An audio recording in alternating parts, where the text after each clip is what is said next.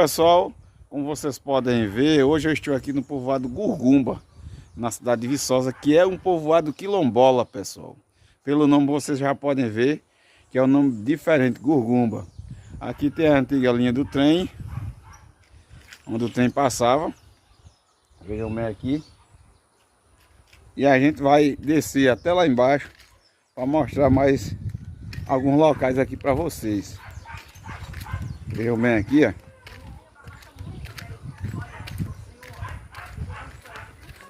Aqui a gente passando aqui. Podem ver casas ainda de talho aqui, ó, na localidade.